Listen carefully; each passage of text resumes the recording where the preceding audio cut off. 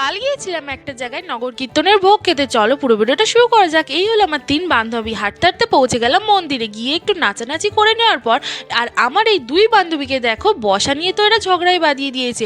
তারপরে দেখো আমাদের পেয়ে গেছিলো অনেক খিদে, আর আমার এই বান্ধবীটার এত জোরে খিদে পেয়েছে যে একা একাই চলে গেল, গিয়ে দেখলো যে কোনো সিট খালি নেই। একজন পাতা চিবায়, আর এদের মুখগুলোকে দেখো, দেখে মনে হচ্ছে কতদিন খাইনি। এরা তো শেষমেশ সিট পেয়ে গেল, কিন্তু আমি শেষমেশ সিট পাইনি। তারপর আমি সিট পাওয়াতে বসে পড়লাম খেতে, যেহেতু আমারও অনেক জোরে খিদে পেয়ে গেছিলো। তো নিরামিষ খেতে আমার অনেক ভালো লাগে, আর এই বান্ধবীকে দেখো যেখানেই যায় আমার জলটা কিন্তু অবশ্যই ও নেয়, কারণ আমার হাতে থাকে ফোন। ওরা যে আমার ভিডিও কখন বানিয়ে নিচ্ছে আমি নিজেই জানি না।